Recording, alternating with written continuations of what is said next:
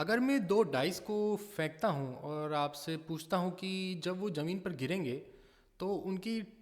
ऊपर वाली सतह पर क्या एग्जैक्ट नंबर्स होंगे, तो आप ये मुझे बोलेंगे कि ये काफ़ी अनरियलिस्टिक है कि मैं ये आपसे पूछ रहा हूँ, क्योंकि ये बताना काफ़ी मतलब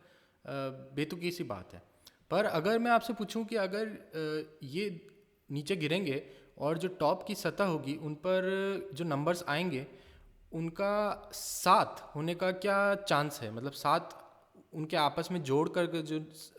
सम आएगा उसका साथ होने का क्या चांस है। तो आप शायद मुझे बता पाएँ अगर आप प्रोबेबिलिस्टिक मॉडल समझते हैं।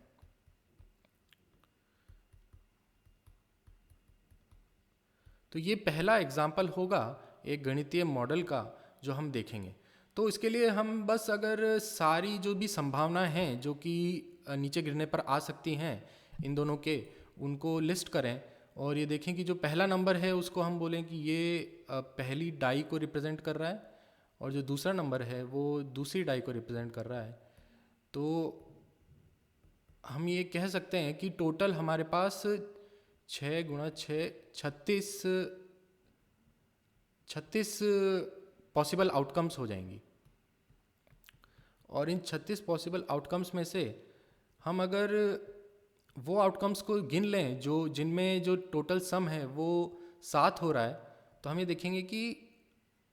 जो भी डायगोनल वाली आउटकम्स हैं जिनमें इस टेबल में उनका सम 7 हो रहा है और ये हैं 6 ऐसी आउटकम्स हैं। और हम अगर ये अज्यूम करें कि हर एक आउटकम जो है वो किसी भी और आउटकम के होने के चांसेस उसके बराबर हैं,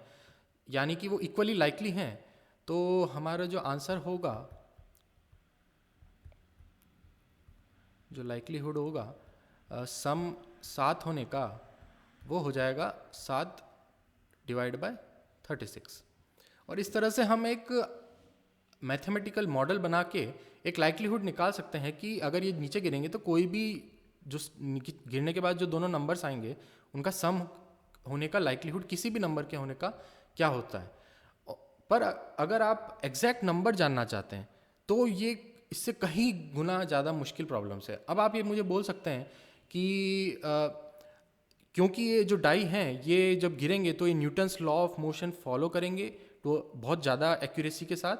और अगर हम इनको मेजर कर लें कि वो जब नीचे गिर रहे हैं तो आपसे हाथ से निकलते टाइम उनका क्या पोजीशन था और क्या वेलोसिटी थी और क्या एंगुलर एक्सेलरेशन था, और हम उस बेसिस पे पूरा एक मैथमेटिकल मॉडल करके एक कंप्यूटर पे पूरा मॉडल रन करें और उनको नीचे गिरते हुए उनका पूरा मोशन फॉलो करते हुए जब वो फाइनली गिरेंगे ज़मीन पर तो उनके टॉप पे हम निकाल सकते हैं। अगर आप ये मुझे ये बोलते हैं तो बात याद है कि ये निकालना, पहली बात तो ये कि ये जो ऐसा आप मेजरमेंट करने की बोल रहे हैं ये करंट टेक्नोलॉजी से करना काफ़ी ही मुश्किल है, मतलब बहुत ही ज़्यादा एक्सपेंसिव इक्विपमेंट्स लगेंगे और उसके बाद भी वो मेजर करना बहुत ज़्यादा मुश्किल है, क्योंकि ये थोड़ा सा भी आपका मेजरमेंट